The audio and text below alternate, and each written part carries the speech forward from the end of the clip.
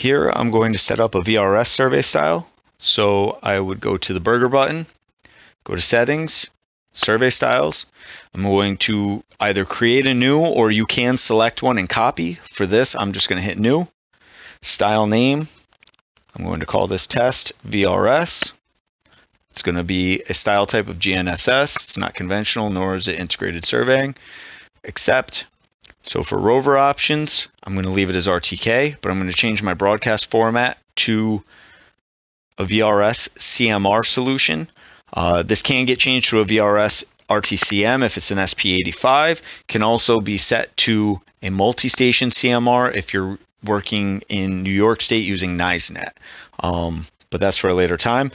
So the antenna I'm going to leave as an R12i, measured to the bottom of quick release. I'm going to leave the antenna height and serial number as question marks because it'll populate the serial number and the antenna height can be changed. Tilt compensation can all stay. For KeyNet and a lot of other services, I want to store my points as vectors. If you leave this set as vectors and the correction service can't do vectors, it will pop up with a warning to tell you that it'll only store as positions. Vectors give you a lot more data when bringing the information into TBC. I'm going to leave the elevation mask at 10 degrees. PDOT mask, I leave at 6. It can be changed. Users can change that as well. And turn on all of the satellite tracking. I don't touch the auto tolerance and I leave the exfil on and hit accept.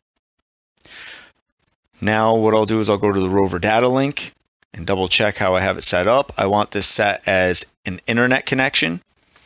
From this screen here, now what I would do is I would either select a GNSS contact that I have already made, or I can create one.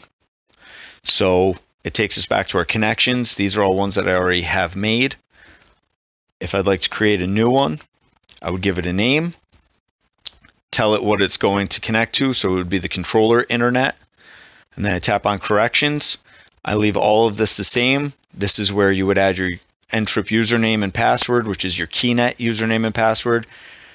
The IP address, which if you use a URL, would be vrs.keynetgps.com, port 2101, enter, and then I would store it.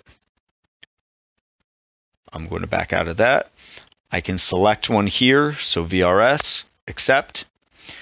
This box here is if you would like it to pop up and ask you for what VRS network you want to connect to. As you can see, my collector has several on there, so I generally do check that box so that way I can pick which network. If you're only going to be connecting to KeyNet, you can leave that unchecked and hit accept. Then the rest of these topo point, all of that is all, once again, end user changeable. So at that point, we would store it, and there we have our VRS test survey style.